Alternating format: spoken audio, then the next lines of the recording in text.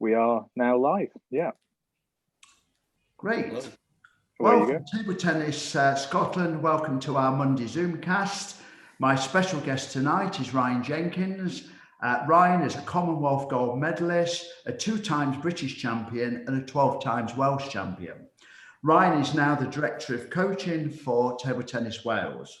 Our panel this evening is the current British and Scottish champion, Colin Dalgleish, and he is joined by former internationalist Mark Lundberg, who is now a national selector.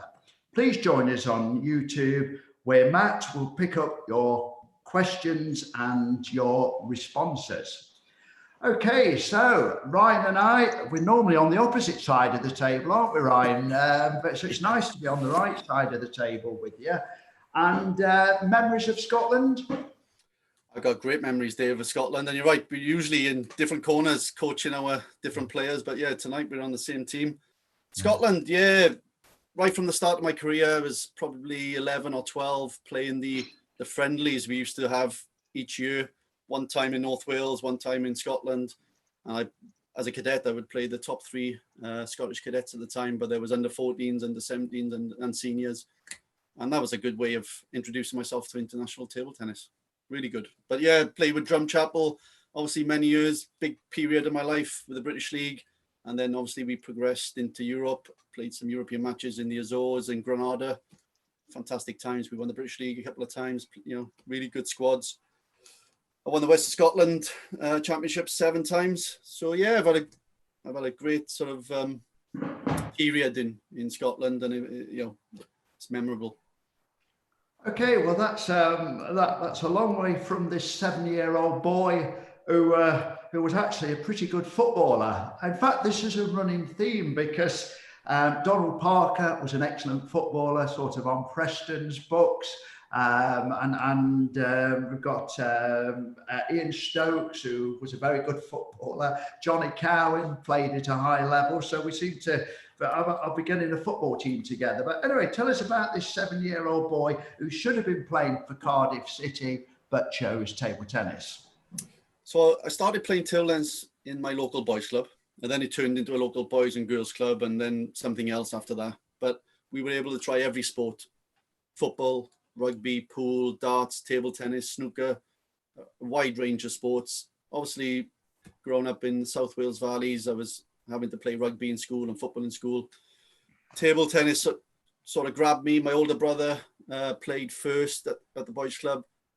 I tried it. I couldn't beat him at the time, but eventually beat him. So he quit and carried on with his football. And then obviously my younger brother came behind me to start as well. He came from my dad. My dad started us. Loved table tennis. He was self-taught.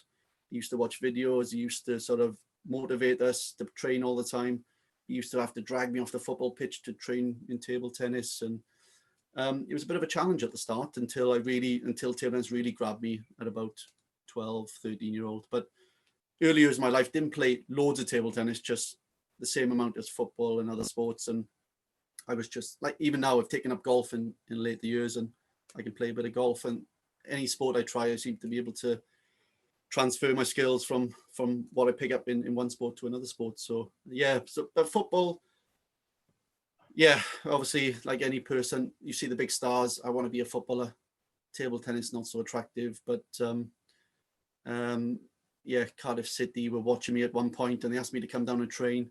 The problem was in my school team there was a lad who was fantastic. He was playing for Manchester United at the time. And he was cut from Manchester United. And I thought, well, if he can't make it, I haven't got any chance of making it, because he was exceptional. He used to take players on. I thought he was Maradona. So once the brick wall came in his football career, I thought, yeah, I better choose my safe choice, which was table tennis. But at the time, that was firing on all cylinders. I was, you know, going through the ranks in table tennis, and I was playing for the senior team when I was 14. So made the right choice in the end, definitely. Take you back a step, Ryan. You was discovered by Alan Griffiths at some stage. Can you just talk me through that? Yeah, so with the table tennis, the boys club I played for used to play all the boys clubs in Wales. That progressed to all the boys clubs in Britain, and we were doing very well. We were winning titles on the British boys club scene. Started playing in county table tennis for my local county, Glamorgan. Alan was there watching the tournament, spotted me. Obviously liked some of the things he saw or thought he could do, progressed me to a high level.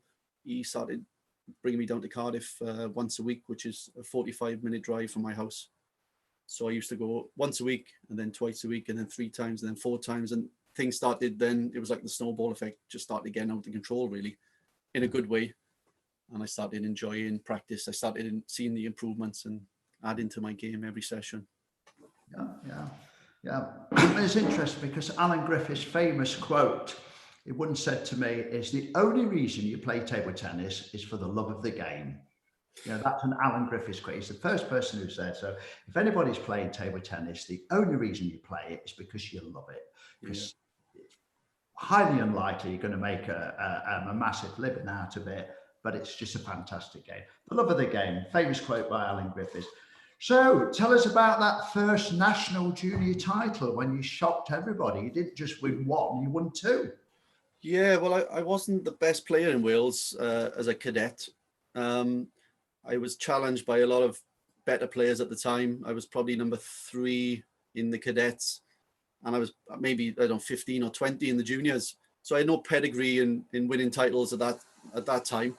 I was all forehand. I didn't really have a backhand, which obviously progressed in later years. I was serving, looking for my forehand everywhere.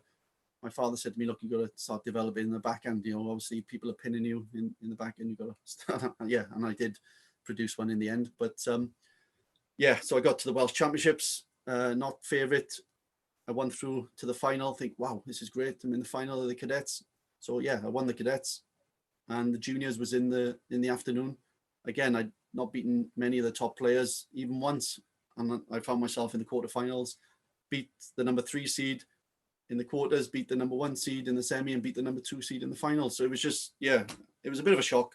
I didn't know what was happening at the time. So I found myself winning the cadets and juniors on the same day. And then obviously the confidence I got from that win just propelled me a little bit higher then in the future. Quite remarkable, quite remarkable. I think what we'll do is, who wants to open the batting, Mark or Colin? We'll take a question from either Mark or Colin. Let's start with Mark. Okay, so as I was doing a little bit of research on Ryan, I thought, who would know Ryan better? So I got in contact with my old sparring partner, our 14 times national champion, Gavin Rungate, to get a bit of insight about Ryan. As the two of them, I'm sure Ryan agree, has a lot of battles over the year. But I'm starting to think, Ryan, if you got in contact with him before, because he says some nice things about you. I must have transferred him something over PayPal or something like that. So from Gavin's perspective, he always found Ryan as a true gentleman, deserves all the credit that comes his way. And coming from Gavin as one of the top servers, he felt that your serve were one of the underrated serves. He found that a real strong point in your game. Your concentration on match days basically feels that your attitude towards table tennis is something young players should have looked up to. But one thing that it leads on to was he's talking about getting into a lead. He felt when he was playing against you that if you got a 2-point lead against him, you always struggled, you couldn't get it back. So just from your perspective, obviously, how your mentality going into matches, obviously you've touched upon their younger days, but obviously going into more your senior career, trying to get that mentality going into matches and that preparation. Yeah, preparation and the focus obviously needs to be to a level where, let's say I'm in a Grand Prix, people want to talk to you, people want to, come, and you can't be rude and say I need to focus on the match, but you do without telling them. So you divert your attention away and just focus on the matches, because a lot of people would come up to me and say, are you going to win today?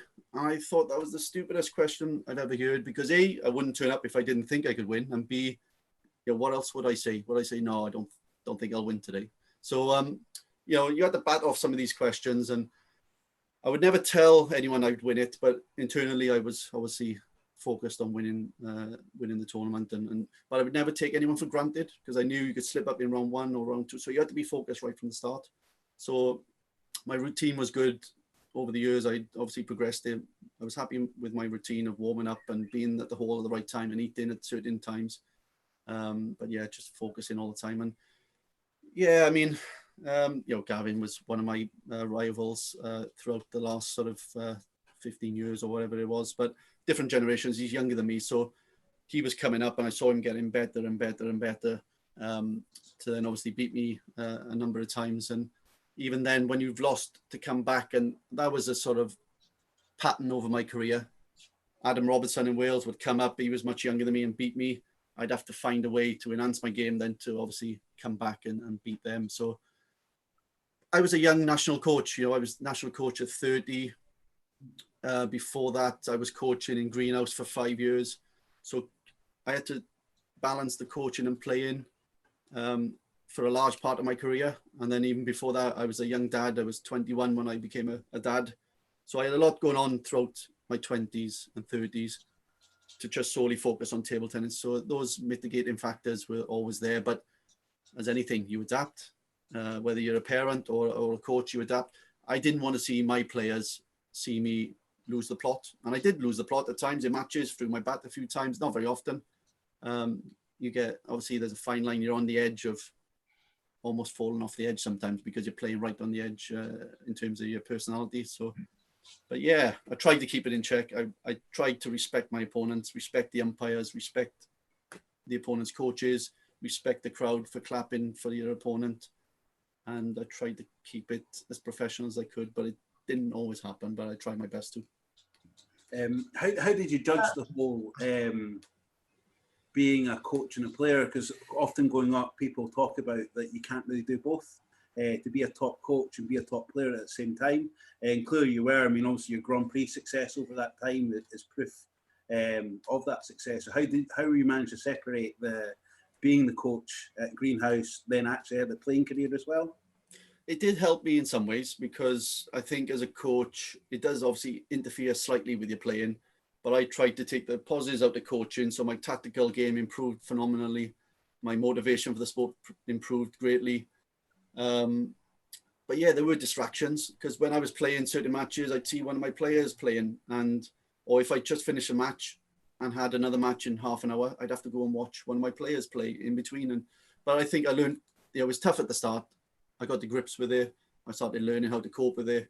I started learning how to cope with more than just myself on the day, which a lot of people just have the focus of themselves. But I got to grips with it in the end and found it a positive in many ways, because the pressure was off me. It's because even if I had a bad day and lost, I still had my job to do and still coached the players in the hall, and that was then obviously my job anyway. So I took it on that sort of route. Interesting, because a few months ago I was chatting to Gavin on the phone, and it was at an international tournament, and you were looking after, obviously, I think he was looking after Charlotte and probably one or two others. He said, but you still find time to come and corner him, and he said you was a big help to him. So even though your job was looking after the Welsh team, I think it was fantastic that you took time to help Gavin in his corner, and Gavin actually acknowledged that, which, yeah. So thank you for that, Ryan. Colin, yeah, sure. Over to you. We had a question from Colin Green. Kind of what sort of training did you used to do off the table to keep yourself fit? And especially now, are you doing anything to keep yourself fit during lockdown as well? Yeah, so the first part, yes, I used to do a lot of fitness. I used to run before school. I used to obviously then go straight to the train station, take the train to training in Cardiff and train 3 or 4 hours, then come back late. So it was all about fitness, school, and then table tennis. Every weekend I'd be busy doing something.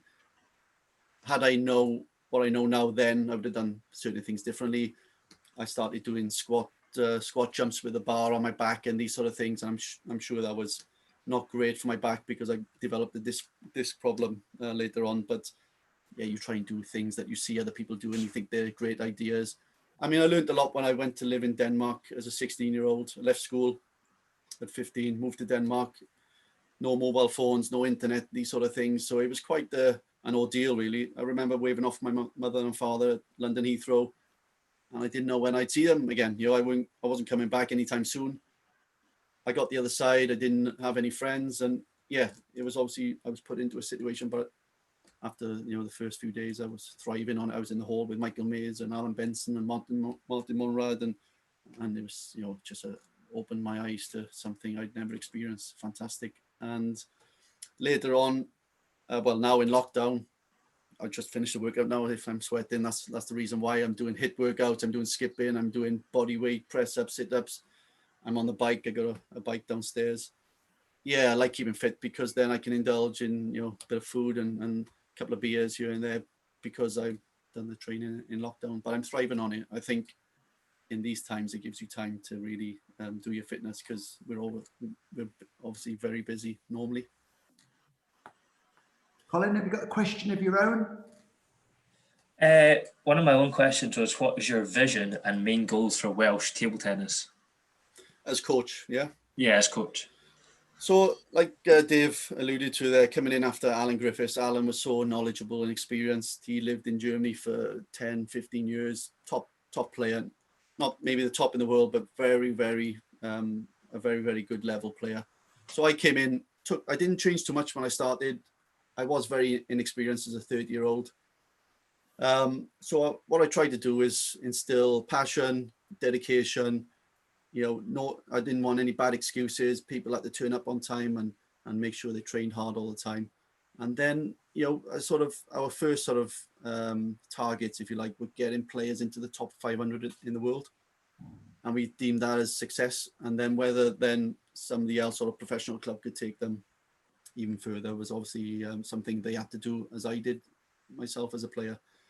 But, Wales, we've got to build a culture, or we built a culture that we can compete on the biggest stage. Players like Charlotte Carey, Anna Hersey, was European under 12 champion. Now she's one of the top in the world. Callum Evans got the last 64, the Europeans. You can do it.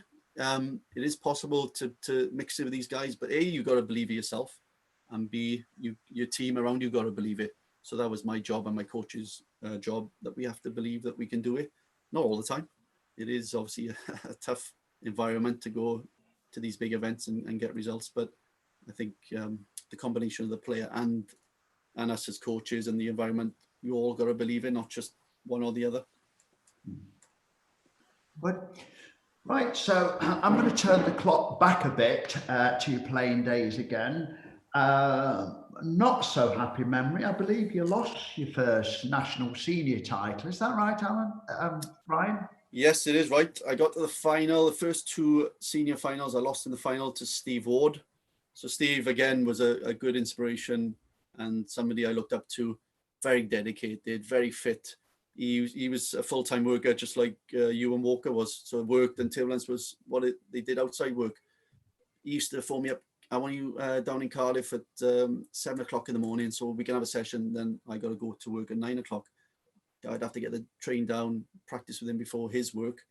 But these are the things I knew I needed to do. But so, yeah, I lost my first two finals against him.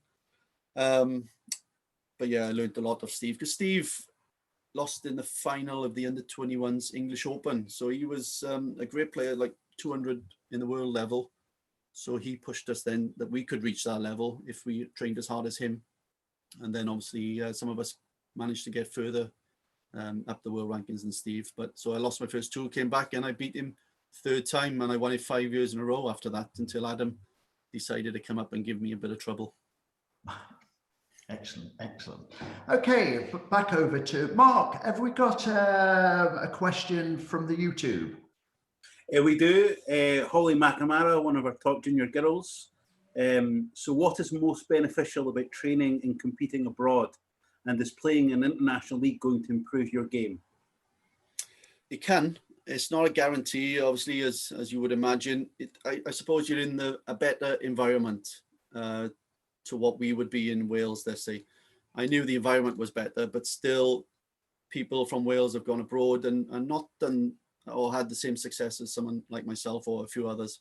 So you're in a better environment, but then you've got to make the most of it, because any footballer could be propelled into Manchester United for a couple of years. It doesn't necessarily mean they're going to end up like David Beckham. So you've got to put in the effort yourself. You've got to learn off the coaches. You've got to make sure that you're adding to your game all the time. And that's obviously a personal sort of puzzle all the aspects, you're playing a lot more.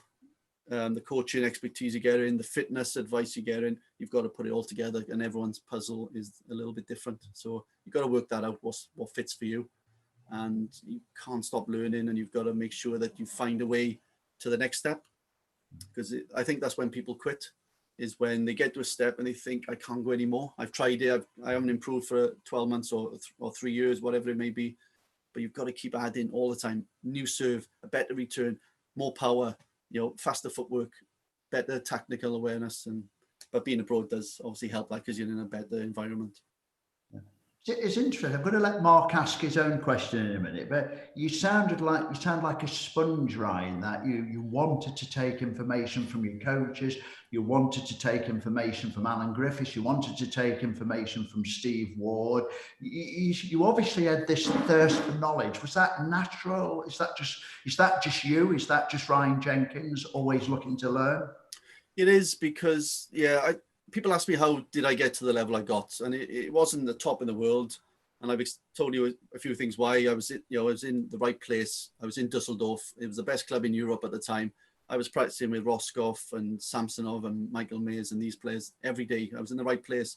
And then obviously my life circumstances changed, and I was a dad then, so things changed for me in that respect. But I'm always ready to learn. And I think I was watching hours and hours of video. It wasn't obviously DVD when I was young. It was video cassette. I was watching hours of Fallner, Gatien, Save, even Choppers, Chen Xinhua and Li Gunsang. I just loved watching it all the time. And I knew I had to in order to improve, because Wales was obviously a small pond I was involved in. I knew the limitations, and I just wanted to go higher and higher and higher. So I was ready to learn all the time. It was important for me to know more about table tennis. My dad was the same, even though he wasn't a top player. He was reading everything. He was like some of these parents that really get stuck into the sport. He's still a decent player, as you can see from some of these T-Sport clips I put up. He's blocking me, and he makes me make mistakes now. So he's a decent player, but I am definitely a sponge, ready to learn all the time. Mark, your own question? Well, I just wanted to follow up. We were talking about like international training abroad, but within the UK, I mean, you've obviously done it in Wales and produced Anna Hersey at such a young level. At that prospect, Charlotte Carey in Wales, over the years, Bethan Daunton and Adam Robertson, where within Wales you've had these fantastic young players, and then it sort of stopped a little bit. Maybe when they've reached the age of sort of 16, 17 into the early 20s, and they've sort of fallen out the game a little bit. Yeah. How can we keep that? I mean, Colin's at age now where he's had a fantastic season. How can we keep that interest, or that? Is it about having clubs? Is it about setting up regional centres? Is it about us doing more between Scotland, Wales, Ireland and England? How can we keep the interest, and how can we have these prospects of these young players turning into full-time or having the success in Europe? Yeah, great question. It's obviously something I've thought about for a long time. I played in Switzerland, I played in Belgium, Sweden, Germany, played the British League, played in Denmark. I've seen it, quite clearly from those countries. Germany obviously is a special case, massive table tennis nation. Sweden with a history of Wallner, Persson, and even before that, Stellan Benson and all those guys. But even like Switzerland, how can they have a league where they can raise money through their clubs and pay players like myself and even better players, Alan Cook and Chinese players and Hungarians coming in to play the Swiss league? So if they can do it, surely England with or Britain with England's heritage and results over the last, many years, English players have beaten world champions and got to the top of the game even before the current crop of Pitchford, Drinkle and Sam Walker and those guys.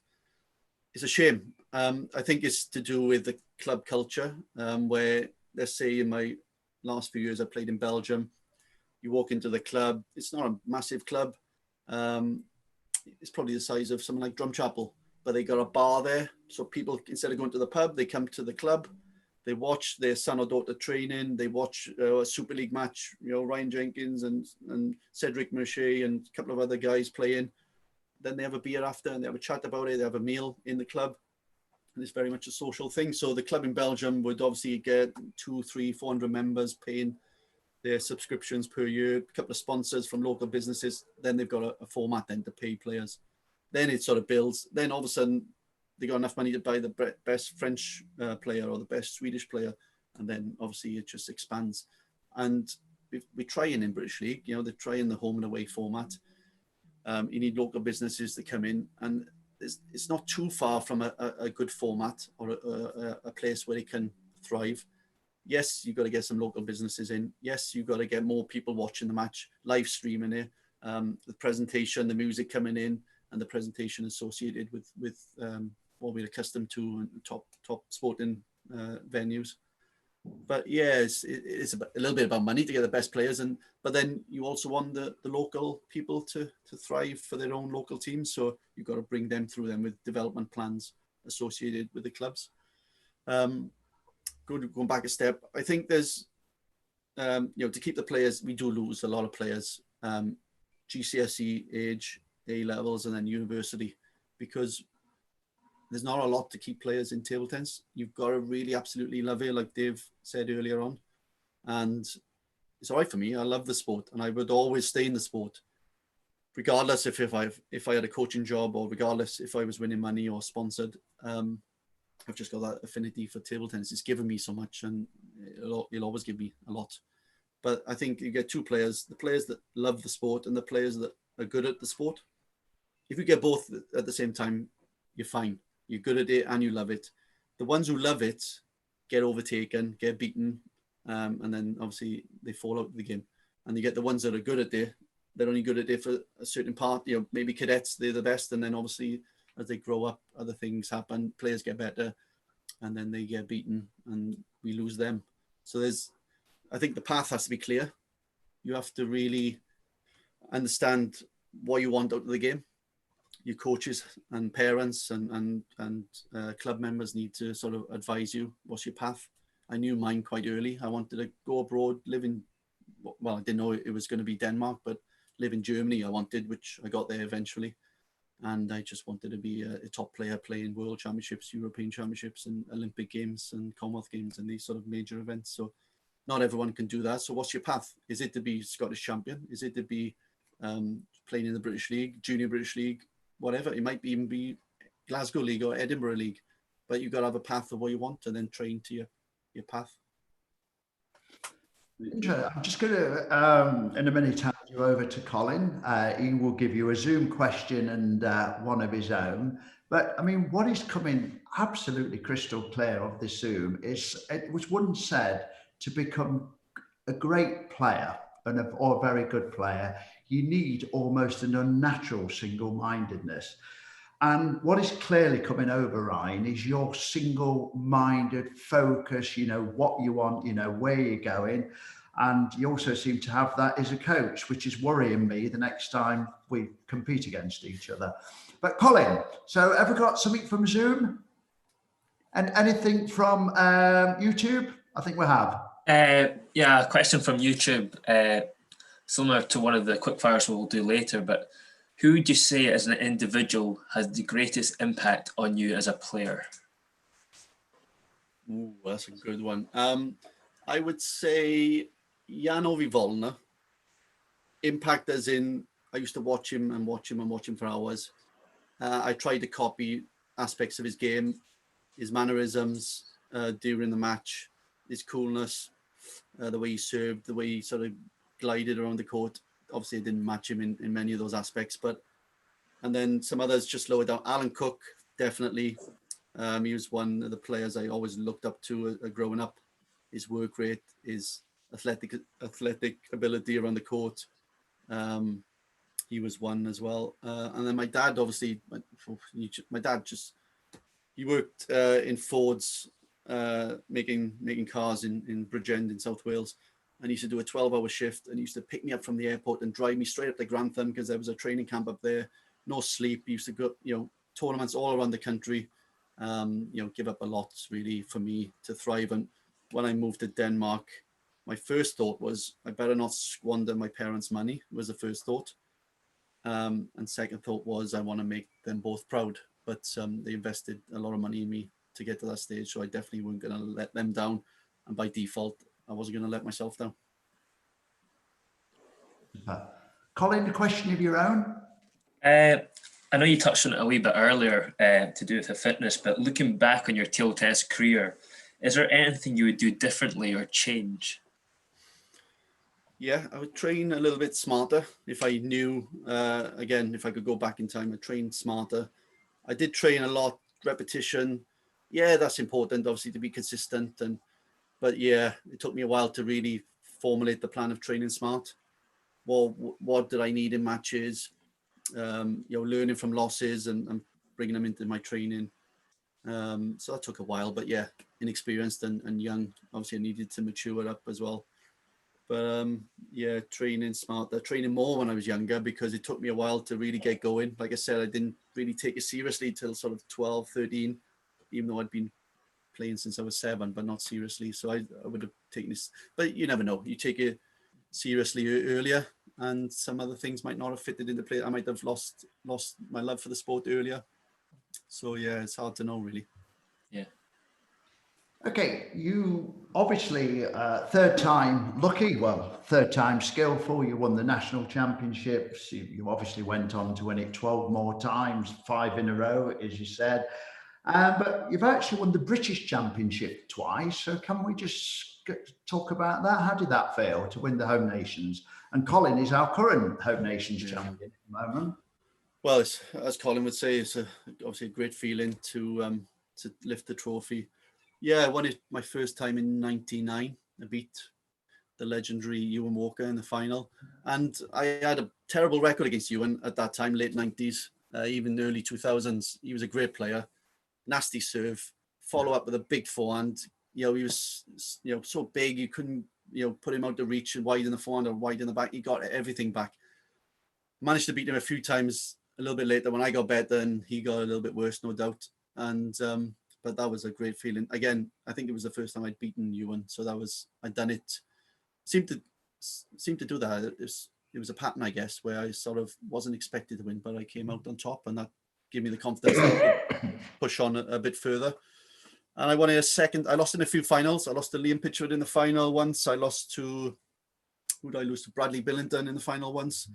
And then I got to play Paul Drinkle in 2004, I think it was. A young Paul Drinkle, obviously.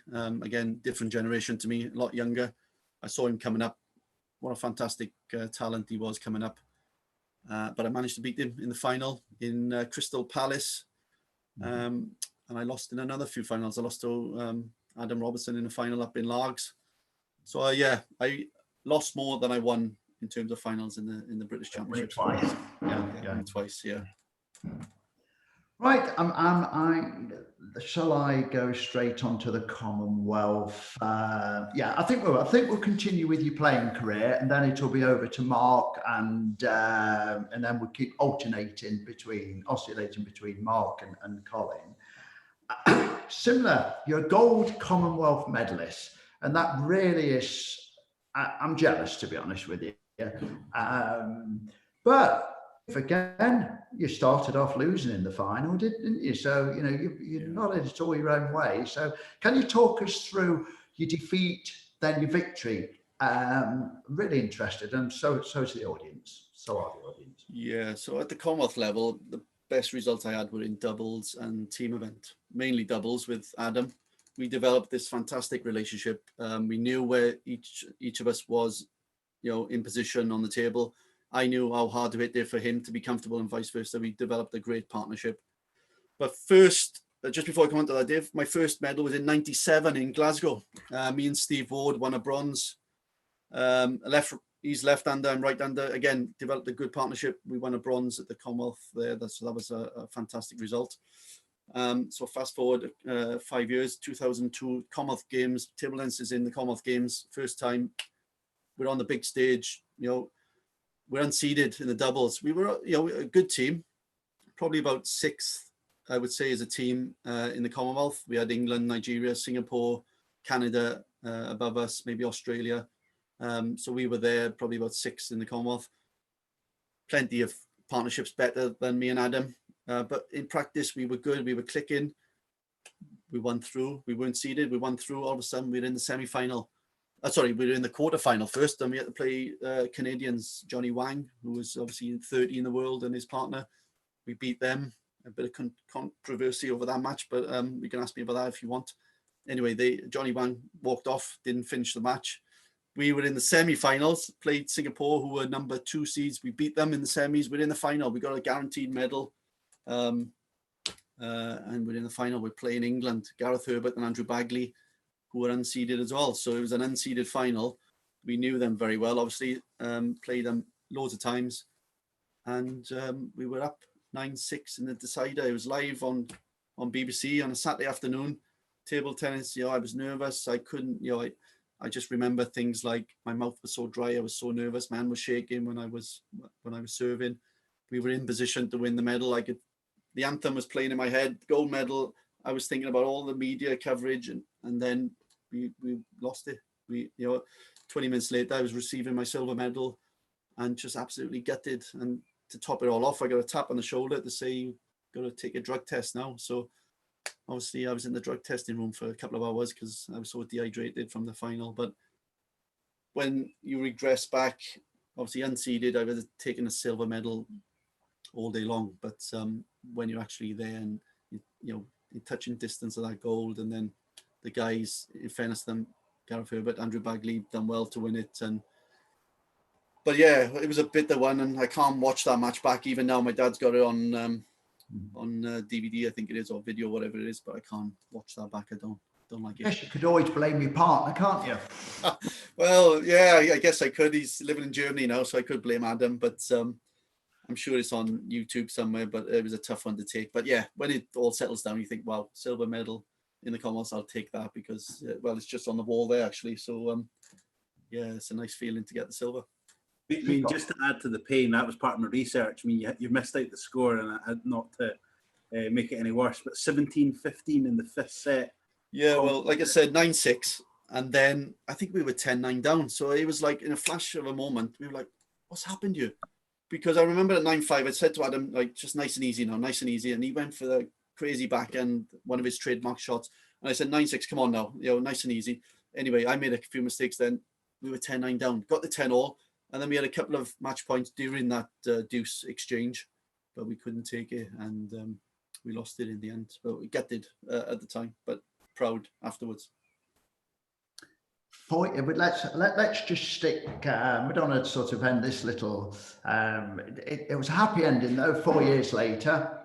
Well, it was 2 years later. Sorry, Dave. It was 2 years. Did you practice doubles after, or like most of us, it's something you simply do because you've got to do? No, we were purposefully practicing doubles in Cardiff in the lead up to the major events. We played some of the larger tournaments together. The English Open, the French Open, the German Open. We played together. So, and even like home nations and these sort of events, lots of doubles being played. 2 years later, we at the Commonwealth Championship. So I know it's not the games, but still, we're at the Commonwealth Championships, and we find ourselves in the same position. This time, beating quality partnerships on the way to the final, and we find ourselves in the final against 2 Malaysians in Kuala Lumpur. So we'd had the crowd against us in Manchester against 2 English players. That was an experience in itself because the crowd wasn't on our side, even though we had a few Welsh athletes shouting our names. Same thing in Kuala Lumpur. The crowd were against us. We were favourites to win the final, actually, from 2 years previously. We lost the first set, and we just looked at each other and said, "Oh, we can't let this happen again." Remember all the things that hurt 2 years ago. We pulled it together. We won 3-1, and we got on top of the podium then and got the anthem played and rectified some of the things we'd missed out on 2 years previously. Would you say highlight of your career, Ryan? I think so, yeah. I mean, if somebody asked me what you've done in the game, I'd say Commonwealth gold and Commonwealth silver, and then 4 times bronze. So we won a couple of bronze as well in team event, and I won another bronze with Adam in the doubles in 2009, the Commonwealth champs in Glasgow. So yeah, I think the Commonwealth stuff is a highlight for me. I would say that definitely. Right, Mark, is it Mark or Colin? Mark, isn't it now? I wouldn't go back to the controversy. I don't think we can.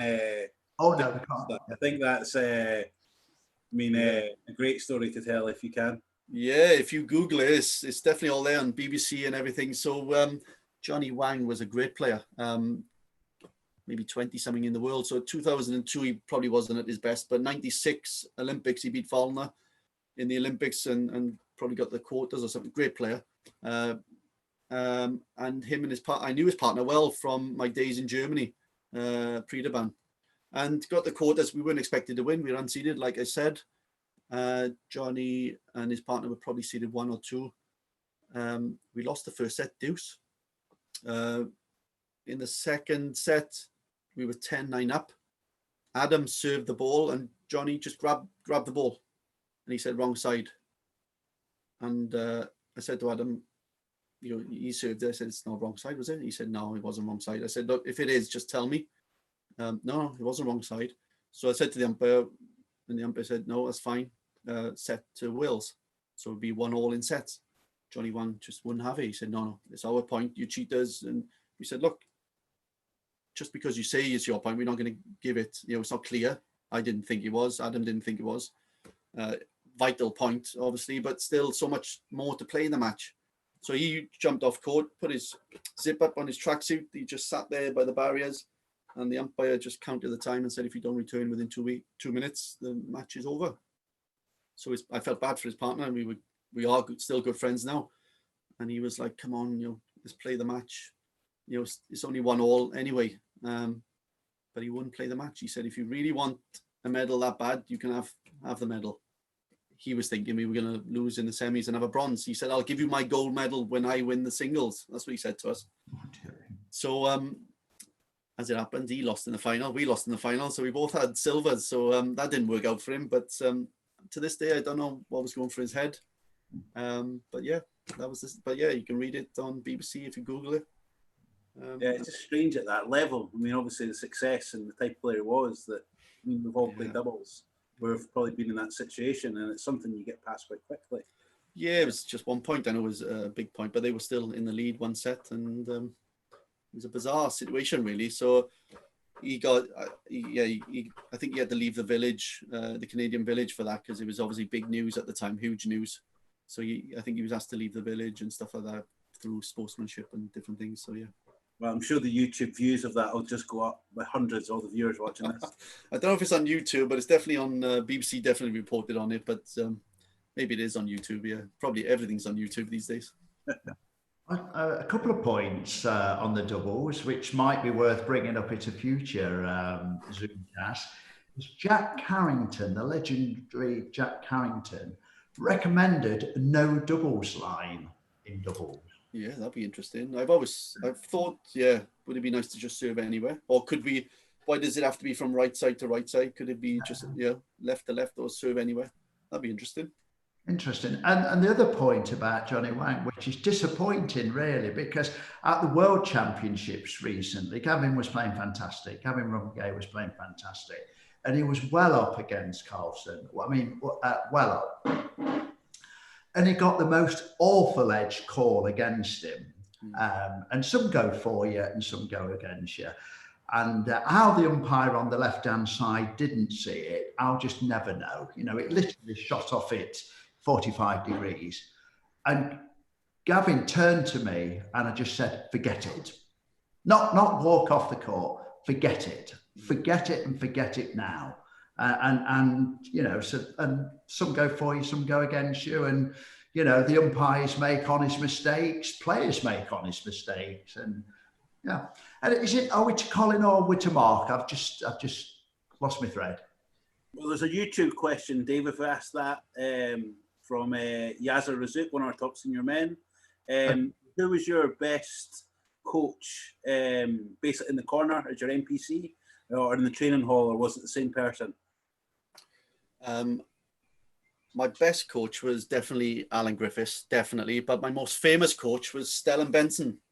So I had a world champion coaching me. When I lived in Denmark, Stellan, obviously Swedish, was doing some work for the Danish Association, and we were in the Swedish Open. And even though I wasn't Danish, they took me into their group, and I travelled with them, and they looked after me. And Stellan coached me in one of my group matches. So that was a fantastic experience. So I would say he was the best in terms of the most famous, but Peter Sarts has been great for me. Obviously, Peter is such a renowned coach, but Alan just had such an influence on my career. Definitely Alan would be my best coach, so knowledgeable, tactically great, motivation. I wanted to win for me and him, and yeah, he inspired me, definitely. Yeah. Alan and I worked together on a number of courses. We did a European course together, and I've got the greatest of respect for Alan. He's simply outstanding. Right, Colin, what have we got? Should we do the quick fire quiz, Dave? Yeah, Because I think there's a lot of questions on YouTube coming in that are quite similar to the question we got. So this was an idea of Peter Shaw's to do just quite a quick fire question, but feel free to go into more detail. Okay. So first one, were you a spin-based player or a power-based player or a 50-50 between the two? I would say 50-50 between the two. Yeah, early on in the rally, open up spinny and then try and get a lot of power in, especially with my backhand later years. But I like to punch the ball and reloop quick. So yeah, 50-50, I would say. And to do with timing, generally, were you early, top of the bounce, or after? Just after. I like taking that little step back and just letting it drop a little bit just off the top of the bounce. Your most effective or your strongest stroke? Backhand top spin, no doubt about it. Yeah, definitely, no doubt. I did like the forehand jump in flick where I jumped in and took it like a slam dunk, but backhand. And your least effective or weakest stroke? Backhand flick. If I was playing in today's game, I'd definitely be doing the banana flick, but yeah, not my generation. But so yeah, the backhand flick wasn't as effective as it could be. And your favorite serve? High toss, big side spin. Yeah, that's my favorite serve. What was your favorite opponent type to play? So did you like playing defenders? Did you like playing spinny players or a blocker or somebody that came at you with a lot of power? I enjoy playing blockers. They give you obviously the time to play your big shots and pick your placement. Play some great blockers like George Baum. You remember him, Dave? From Germany. Just blocked everything when I played him in Germany. But yeah, blockers would be my favorite. And then your least favorite opponent type to play? Even though I wasn't bad against defense, it would be defenders. Again, because I like spinning, obviously didn't have the complete power to go through them like some other players had. Yeah, I wasn't bad against defense, but I couldn't beat Matthew Side, for instance, even though I trouble him a little bit, but nowhere near beating him. So yeah, defenders. Who was the best player you have ever played against?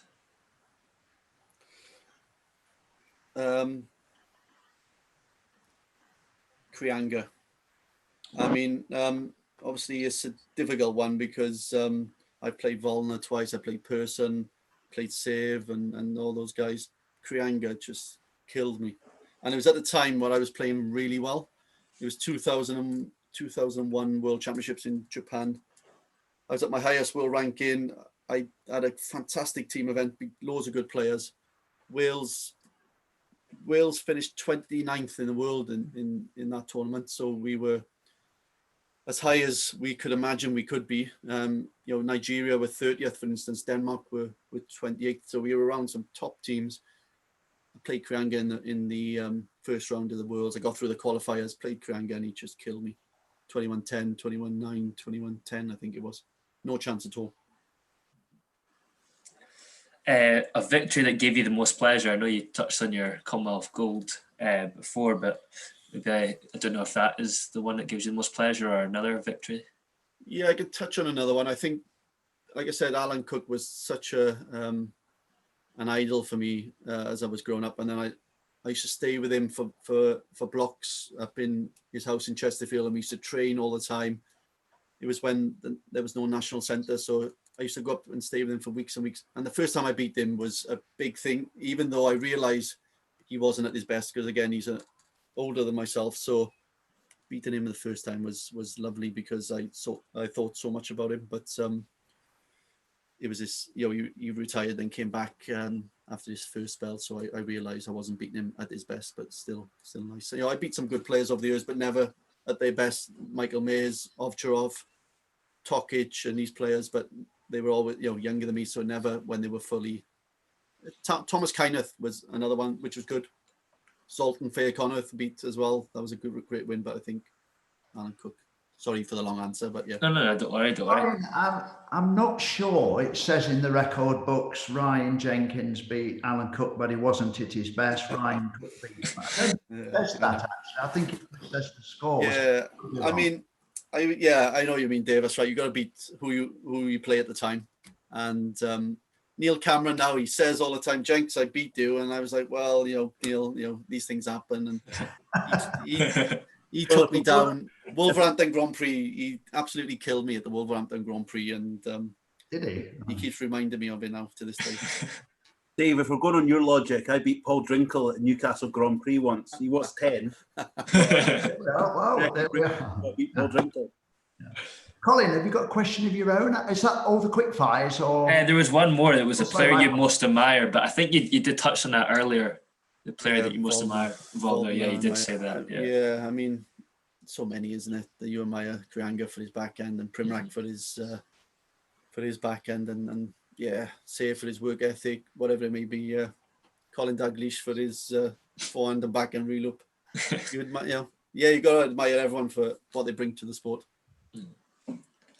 That's all the quick fire questions. We've got one from YouTube. I think, again, you kind of touched on this, and I probably know your answer, but if you could go back in time and replay a match all over again, which would it be and why? No, definitely Manchester for sure. That's because what I thought. What would I do differently? We were just a little bit reckless when it mattered, and isn't that what table tennis is all about at the high level? You got to play the important points well, and this is what the message I keep telling my players. It doesn't matter 3-all in the first or 6-all in the first or what, even not even the first, second, third. It's the 8-alls, 9-alls, deuces. You've got to play those points well. You've got to choose good shots. You've got to be clever. You've got to make sure you're attacking first, and if you're not, you got to find a way to attack second. But we didn't play the big points well on that day, and it paid. Well, it didn't pay, but it wasn't very good. Colin, a question of your own, because you've just done the quick fire. I think I've not got any more of my own. I'll ask one of Cal Morrison. She sent me a few. Did you ever feel intimidated by an opponent that was much higher ranked than you? And if so, how did you deal with it during the match or minimize it as much as possible? No, I didn't actually, because I always had confidence in myself, even playing the top players.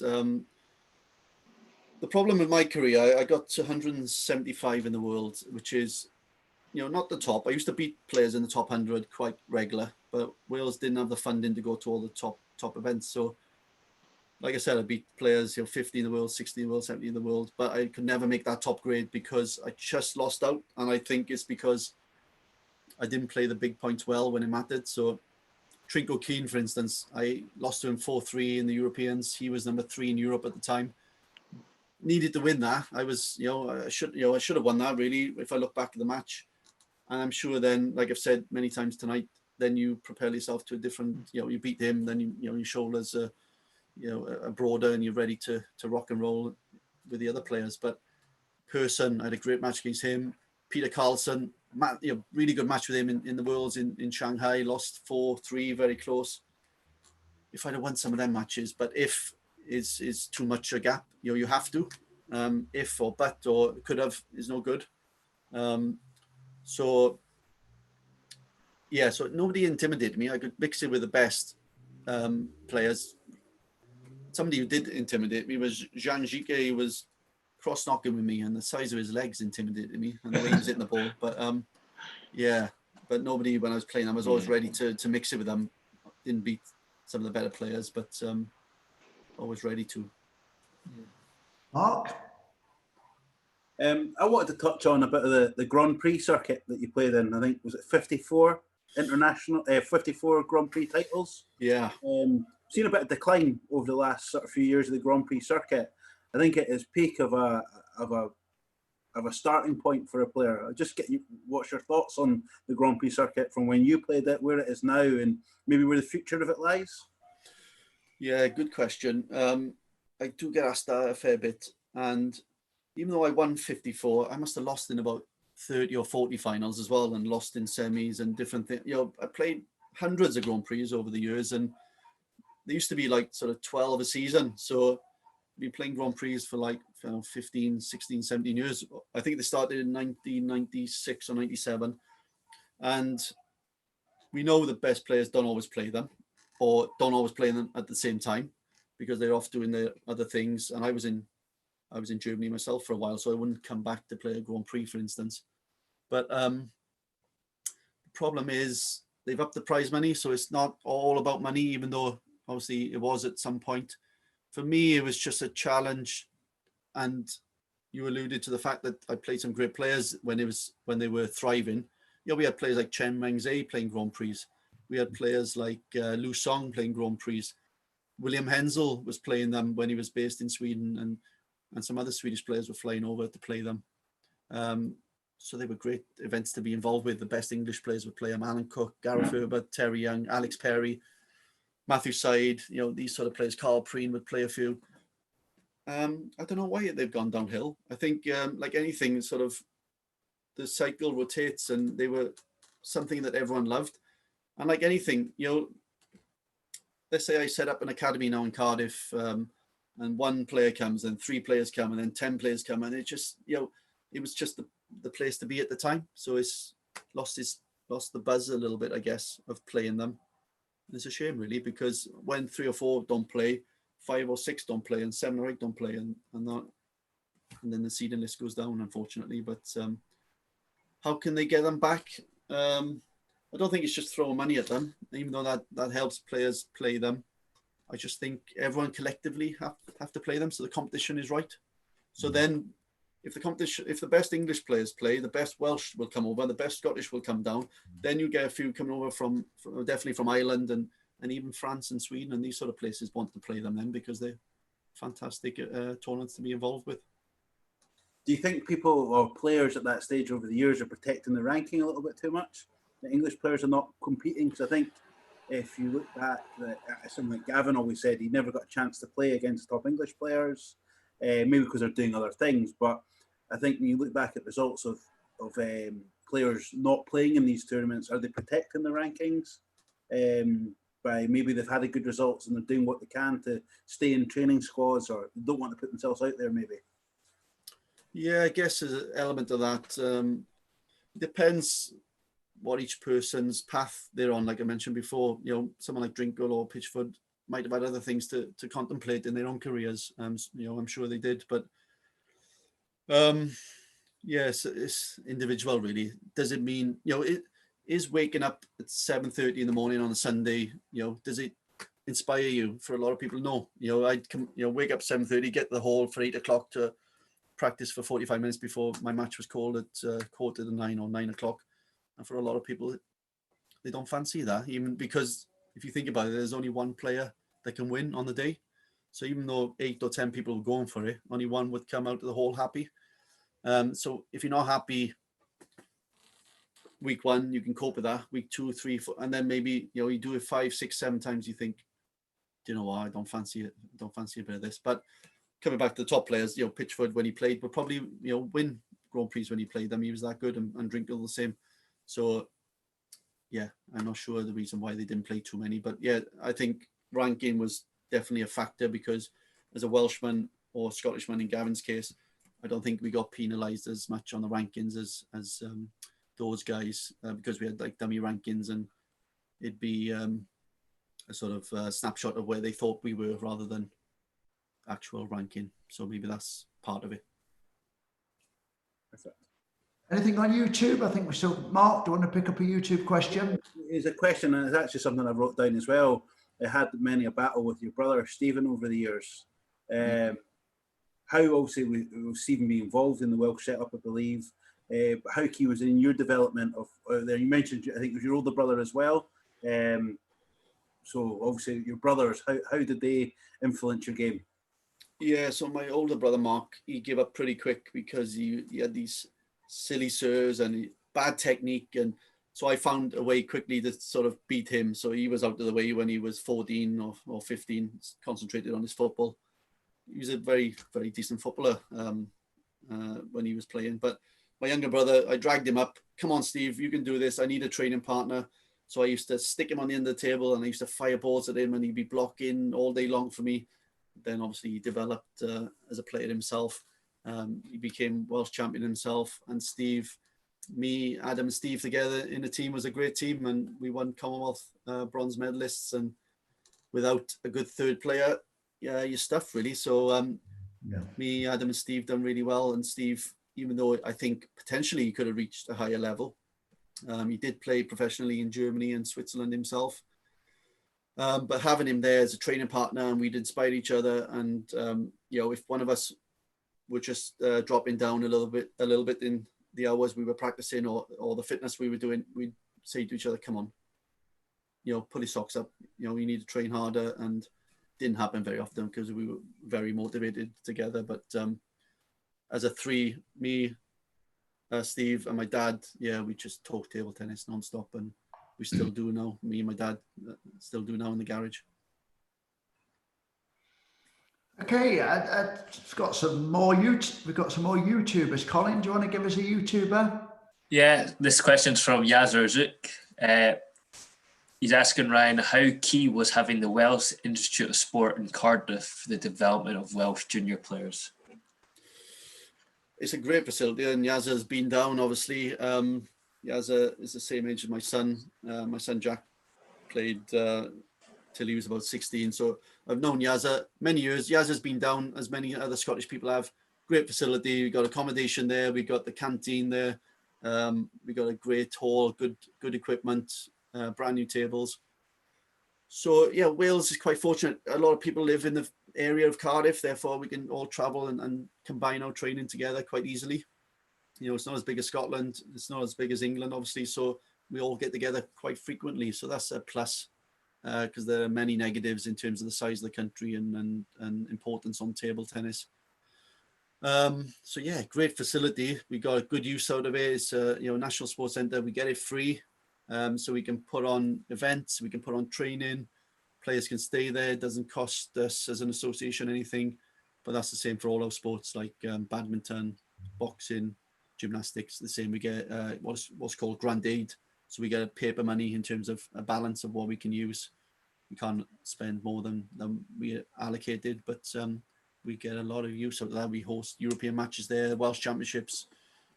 Used to be the Welsh Open back in the day. So yeah, we've had good use of that building, that's for sure. But that happened before me, so I didn't create that. I just took it over from the old national coach, and we've used it well. Right, if I can talk about your career coming to an end, or it's not really come to an end, but it's interesting because 2 weeks ago when we had Ian Stokes and Ewan Walker, Ian said, he gave it everything, but by the time he was 28, 29, he just felt his body just couldn't cope.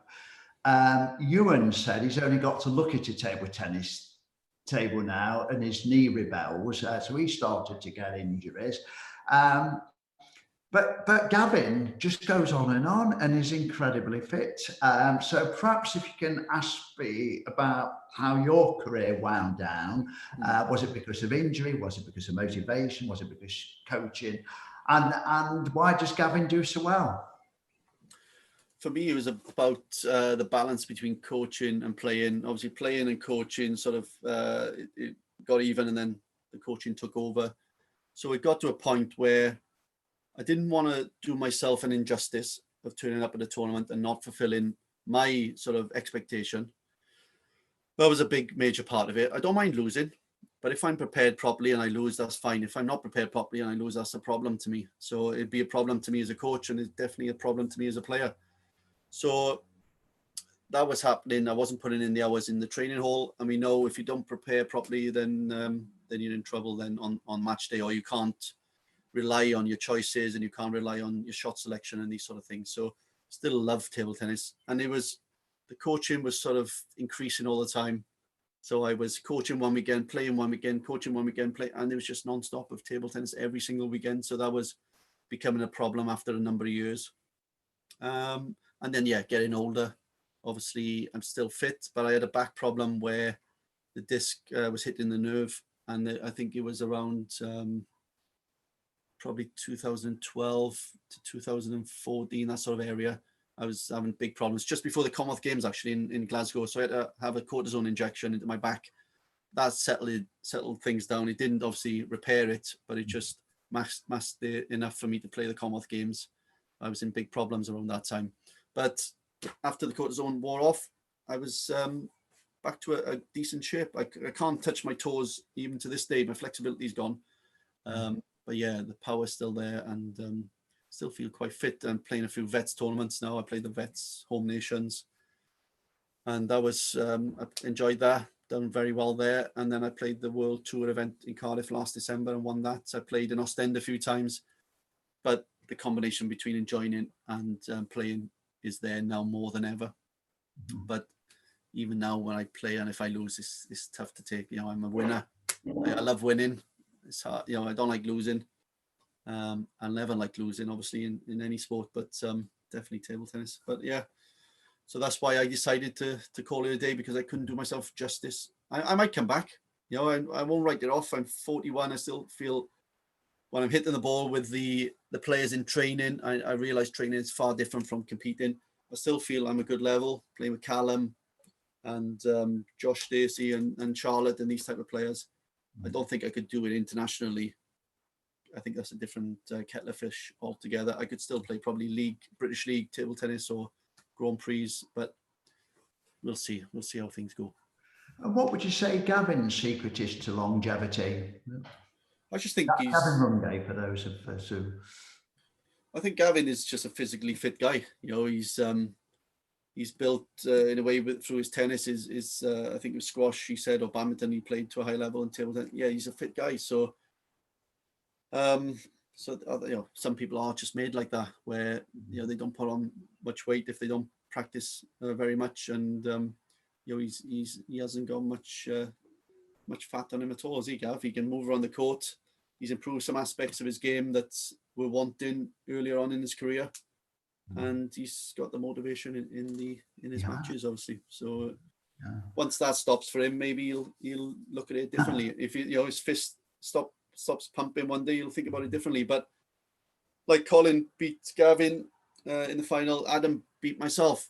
Gavin will have to respond. Whether he can or not, it remains to be seen. But when you lose, and you lose your title for against a young guy coming up, you've got to respond. And if you can, great. If you can't, you can't. And the young guys will get better and better, and there'll be people coming up behind Colin as well to challenge him in the future. Yeah, I think my main job, Ryan, is to keep Gavin, and so I can have this eclipse of Gavin and Colin playing in the same Commonwealth team. We didn't really have that with you and Walker and Gavin, because we just weren't allowed to go to the Commonwealth Games when there was both pretty good. And then the next Commonwealth Games, Ewan was finished. And then before that, playing, you may know, David Hannah stopped playing as Ewan Walker. So I didn't have the two together. I didn't have Dave Hannah and Ewan together. And so if I can keep Colin and Gavin together, at least for the Commonwealths, then it'll be a good basis of a yeah. You only need 3 good players to come together at the same time.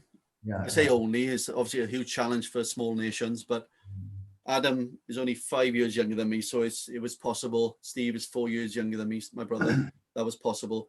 Steve Ward, myself, and Adam would have been a great team. Steve and Adam are too far apart, so that didn't happen. But you've got to have a good few players in a generation coming, and that's what England have got now. They've got Paul and Liam and Sam and Tom, and they've got but they've come together at the right time together. Otherwise, they would be in trouble themselves. So that's the trick. But yeah, it's something we all aspire to, and it's going to happen with our women now, with Charlotte and Anna. And we've got to make sure our third player, Lara, Danielle, Beth, or whoever it is, joins them at that level so they can compete at the highest level. So your playing career's slowly winding down, but your coaching career is on its way up. As you say, you became national coach at the age of 30. I know exactly what that's all about, but tell me the difference. You know, you're having to motivate players who probably aren't as motivated as yourself. Was coach education part of? Was it your job to train the coaches, or what was your role when you became national coach at a young age? Yeah, it was a variety of things. Obviously, look after the Welsh squads from senior right down to under 12, both male and female. So it's a massive job. And then things just come off there. You know, look after the club coaches and help their development, coaching courses, and deliver some days UKCC courses. Even now I'm updating the website, and I'm picking people up from airports in the van and running tournaments, and a variety of things just comes with it in a small nation. It's just the way things are. But yeah, it was my job to get good players in every section, under 12s, cadets, juniors and seniors. And I was player coach for a number of those years, probably about 8 years I was player coach. So I needed to stick around for some of the players to prosper as well. And I wanted them to understand what it was like to play for Wales, and obviously learn from myself in the team. But it came to a point, and I'm not saying I would win the national title even if I kept playing, but I didn't want to stifle. It was double-edged sword, where if I won the national championships and I was head coach of Wales, I'm celebrating beating the people I'm supposed to be coaching. So it's a tough one. So yeah, it was a real battle in my own head. Personally, I'd like to win the Welsh. I could have won it maybe 15, 16 times, whatever. But I decided to stop simply because I'm stifling, and that's why I removed myself from the team in the end, because I was stifling development of the players if I was taking up their spot. They weren't playing in the European Championships or Commonwealth Championships, but I was. So I had to remove myself and just focus on the coaching for that aspect. Right, I've gone over to Colin. I believe we've still got just a Zoom question from Bishop Auckland. Yeah, that's right. So Bishop Auckland Table Tennis Club, their question is, with a much higher budget for Welsh table tennis, what would you put in place for Wales to move up to the next level, both now and in the future? Yeah, it's a fantastic question, because I've said earlier that money's not everything, even though it's a major part in terms of a player's development. So I would employ coaches to specifically be in certain areas, or even one-to-one with certain players, because someone like Charlotte or Anna or Callum or Josh, or whoever it may be, we got a couple of players really fighting on the European and world front. They should have a personal coach, or maybe one coach with 2 players. So I'm coaching 7, 8 players. My brother is doing the same. Simon as development manager is coaching his development and hopes groups. It's just the spread is too big, so we can't really focus wholly on developing those players as well as we want, even though we've done good jobs, and other people have been part of that because they got club coaches and international coaches, when they play in international clubs. Like Anna spent big periods out in China, so they're getting a variety of help from different sources. But yeah, if we could have more money to have more bodies in order to, and more money to go to more tournaments, obviously, again, exposure is a huge part. And for Wales, it's on the international scene. For a club, it would be probably maybe going into play a tournament in Belgium or Germany, or some of these regional tournaments that can be played from a club's perspective. So from a club's perspective, it'd be playing more exposure, I guess. Colin, have you got a question for Ryan? I've got another one from Callum Morrison, quite similar to kind of what we just went on about there.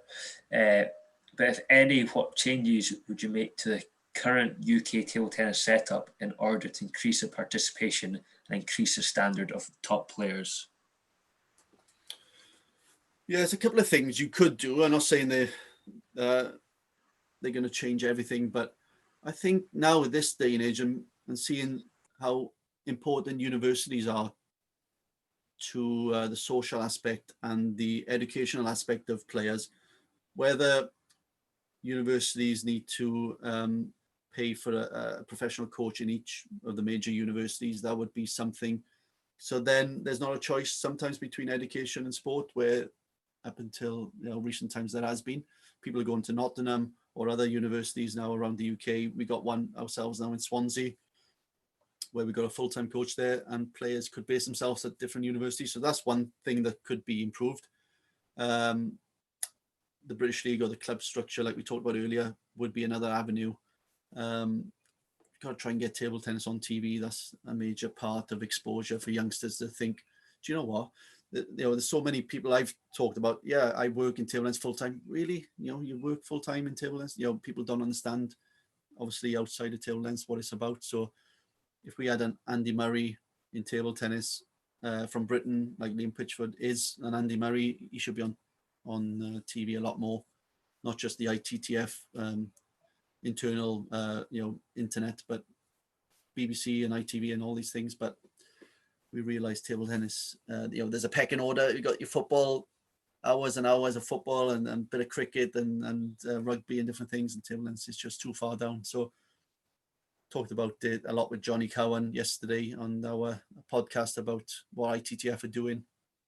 But they had a few things really that could improve the game, because there's too many polls at the moment of people staying in the game for a long period. And the club community aspect is definitely one, where people stay for beer and all that stuff, and realize that's social, but it keeps players in the game. And that's what they do in Germany. They got eight leagues with variety of different divisions in those leagues. Why? Because people can keep playing for longer, get a little bit of money for doing it. It's just like playing football. Like my brother used to get paid £30 a match, £40 a match, and that happens in Germany, even low down. In the 8th division, you can get 50, €100 a match, and keeps people in. Money's not everything, but it keeps people involved. They will wake up on a Saturday or Sunday to go to the match if they get paid a little bit of money. Right, Mark, have you anything from the selectors or anything from yourself? I've just checked the WhatsApp for the selectors. It's just as we're talking there, it's obviously talking about table tennis as an Olympic sport, and looking at other sports which are successful. And obviously, if you're in the know of table tennis, where funding is an issue, trying to get money into the sport. But what stopped us being a British collective, in your opinion, of trying to get together? You look at sports like rowing, cycling, it's a British team. In table tennis, what's stopping us from having a feel of Great Britain when towards that? I know there has been camps over the year, but we've never quite been able to link it together. Yeah, so the first part, I think it's hard for people to understand. If somebody serves in table tennis and somebody pushes in the net, it looks pretty poor. I know it happens in tennis. People serve an ace and points over quick, or they serve and they can't return it. But it's quite hard to understand table tennis if you're not familiar with it. The spins and the delicate shots and use of wrist, and even good players sometimes watch it and they can't understand why somebody can't return a ball. I know the table's small and the ball is small and the bat is small, and all these sort of features. But yeah, that's, I think, a problem with viewing figures. Making big strides again with the presentation of it and the LEDs and the presentation of the players, and it's come on leaps and bounds in recent years. Second part of it. What was the second part? Sorry, Mark. I've focused on basically a British Olympic of why can't we come together to try and, because we have these limitations, but we struggle to come together to make the game more accessible in this country. We're in good relationships talking between you and Dave, but where can we not get together as a home nations, as a British Olympic front? Yeah, obviously we come together every 4 years as Britain. That's not enough, in my opinion. That's my personal opinion. It would be great to have some of the best players from the different countries come together more often. Whether that's going to happen in the future, we'll see. But I think that would inspire the best players, even selfishly from our point of view. Charlotte at the moment and Anna in the future. it's really difficult to get 3 top players together in the same generation. So I think from a selfish Welsh perspective, playing as part of Britain more would be fantastic. But there's a lot of history and tradition with our home nations and everything. So there's a long road to navigate on that one. But personally, I think it would be a great thing. Just, you know, because you want to be around the best players. Because I said earlier in the chat about the team environment being so important. If I was in a team and I was with Alan Cook or Liam Pitchford, you know, you just gain so much positiveness from that.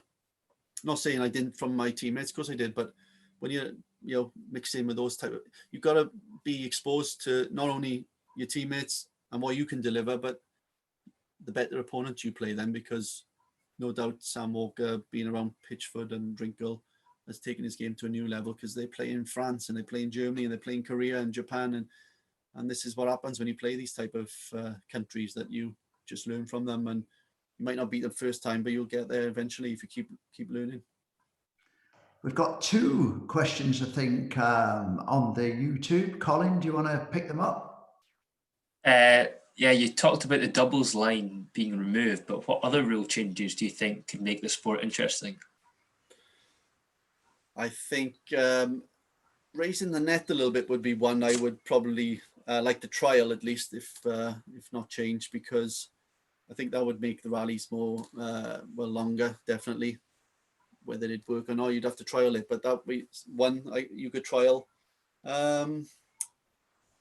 What else could we do? Make the table a little bit longer, perhaps. But yeah, we've had so many rule changes, haven't we? It'd be tough to change it again. And you know, if you made the changes to the table or net, there's so many clubs and schools around the country that would have to upgrade. So it's a massive development. We've obviously made the ball bigger.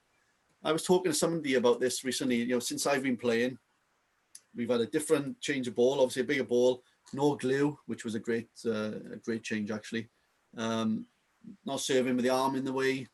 What else? The timeouts. You know, so many changes since I've been playing anyway. But I would say the glue being cut was obviously great health-wise, but that was a huge change to change your training techniques. And the ball was the other one, to go from 38 mil to a 40. I've played with a 38 mil recently, and it's amazing the difference even the 2 mil makes in terms of how fast the ball would move across the net. But there's been a lot of rule changes, so no more. All right, they're on about pink rubbers and green rubbers and all this stuff. Yeah, that's fine. That's not going to change anything too much. Timeouts, I'm not keen on timeouts, to be fair. No, I think the timeouts came when the game was up to 21, and I didn't particularly like them then, but everybody was serving 5 service. There was more tactics involved then, I feel, and the timeout was pretty useful. But now we go to 11 points. I mean, it's only 11 points, and the timeouts are so predictable. Somebody loses 4 or 5 points in a row, and then they call the timeout, or the match point, and they lose 2 or 3. They're so predictable. It slows the game down. We could do without it. Right, you and I, Ryan, sit on the Olympic Committee together. We look at players of all standards. What advice have you got to give to our new Scottish champion and our new British champion, Colin Dowd? What would you say to him? Technically or tactically or just lifestyle? Yeah, I mean, probably what I've said, Colin, right through this this webinar, really, of it's all about the environment you create for yourself, but also find yourself in. You know, it depends on your goals. I don't know what your goals are, obviously, but if it's to mix it with some of the best players in the world, then obviously you've got to find solutions in order to maximize your training potential and maximize your opportunities. Scotland will have to invest in you to get you to the best events, obviously, and so you can get up the world ranking. When you get up the world ranking, you find a good club that want to invest in you. Then you find a new environment in which you train in every day and these sort of things. But if that's the way you want to go, great. If it's, you know, you're still in university, I'm not sure if you're still in university or if you've finished. I've finished last year, so I'm actually just starting a job in August with Sky. Yeah, so if you're going down that route, which you and Walker have done, like I said, Steve Ward before is on Matthew's side, and these people have combined not only table tennis but with other things. I think that's the way the world's going in certain regards as well, where you can combine studying or work for later in life, because you've got to prepare yourself. A lot of people take time out to give it a go, but if you've got an opportunity like you've got, you know, I don't blame you, because you can still continue with your table tennis to a high level. But yeah, you've got to make continual gains to your game. There's obviously aspects you want to improve, and you know what they are, but you've got to improve them too much so you beat Wales all the time. But yeah, you've got to make gains in your game. You know, a new serve, a better serve, more power, better direction, better insight into insight into what you want out of the game. But I'm sure your coaches will help you. I'm sure Scottish Table Tennis will invest in you, and then that's the road. Right, Mark, we've got 2 last questions on the chat. Do you want to do 2 quick answers, Ryan?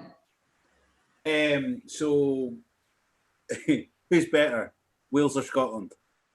Table tennis? Well, I would talk about rugby, but we've had a hard few years. Well, who's better? I gotta be careful here, because I'll probably get a text of Terry McLennan to say, watch your mouth. But yeah, of course it's Wales. I gotta say Wales. Was it one from Ben Hart? Was the question from Ben? The question from Ben was about your favourite students. I think as a national coach, it's probably difficult to single someone out. But what would you look for in a player or a student, or from the early days or throughout their career? What is it that you're wanting from them? First is hard work. Unless you also want to single someone out, though, from your squad. Yeah, well, first is hard work first. If you haven't got hard work, no point in trying. Then it's the ability to listen. And if you can put into play what you've been told and figure it out yourself, then it's innovation yourself. You know, you got to be, because at the end of the day, the coach will tell you what to do. You go off and play the game. So you've got to play the game. You got the bat in your hand. You got to make the right choices. So a lot of people look to the coach to say, come on, help me.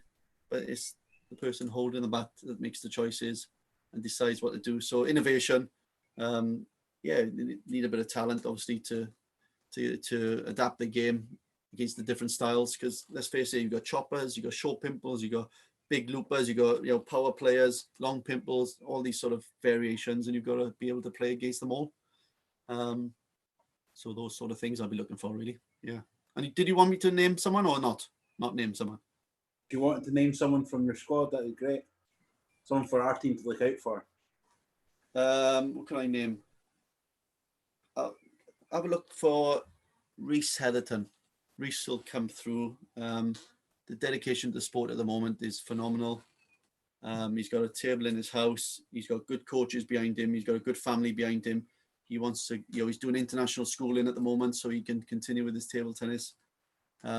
He's got a big drive, and he's got a big future, I think. Yeah. Right, we've got literally on the last minute. Have you got a burning question, Mark or Colin? If not, we'll be winding up. I got one. Go on then. You've asked me about Colin there. I was going to ask Colin directly. Do you think, Colin, you've maximised your potential at the moment, or is there more to come from yourself? Definitely think there's more to come. It's tough. Like you touched on, obviously I went to university and I've never actually gone full time. So I always think going full time would be trying to maximise my potential as much as I possibly could. But I think, it's, as you say, it's about your goals. I spent a lot of time at university, so I've had to settle down now and try and get a job. So yeah, it's tough. It's just finding the balance. I think I'm still dedicated, and when I start my job, I'll still be wanting to train as much as possible. But it's finding that balance and trying to do play table tennis as much as possible and still improve as much as possible. But I still think if I wanted to, going full time would really help my game, I think. And yeah, I think maybe before the games, or that could be an option for a year or two. Who knows? So, very good. Yeah. Good. I was just interested to know your point of view, because did you think you're at the level now where you thought you'd get at this point? Is there more to come, which you've said? But yeah, a lot of people don't know that answer. They always. I think I'm just like what you said at the start. I love the sport and keep wanting to try and work hard and improve as much as possible. And really, actually, I don't know long term where I want to be or where I see myself, but I just kind of take it as it comes and keep trying to improve in different aspects of my game, as you say, like different serves, different returns, being more consistent, and yeah, just taking it as it comes. Yeah. What's your next goal then? Obviously, you won the Scottish Championships. What's the next goal? Yeah, well, hopefully retain my title. That'd be nice next year. Hopefully get back to a table soon as well. But no, yeah, definitely Scottish Championships next year. It's one thing winning it once, but I think winning it and having to retain it as well is making another statement. So, and I know, as you said before, Gavin will be out gunning to get me. So I think I look forward to that long-term goal, maybe in a couple of years, the Commonwealth Games in Birmingham, for me, definitely. Very good. And I think my first one in Gold Coast, it was a really good experience, but I think having experienced that now once, I can kind of use that experience and perform better at the next one. Very good. So Colin needs to be a good time manager, and so do we, because we've reached our end. I'd like to say, Ryan, a big thank you for everybody at Table Tennis Scotland. Your enthusiasm comes out in abundance. Your single-mindedness is the thing that has impressed me the most. I do enjoy working with you on the Olympic project, and I've certainly enjoyed working with you tonight, Ryan. So, Ryan Jenkins, on behalf of Table Tennis Scotland, thank you very much indeed. And also to my two panelists, Mark Lundberg and Colin Dalgleish. So we'll just go into the green room for 5 minutes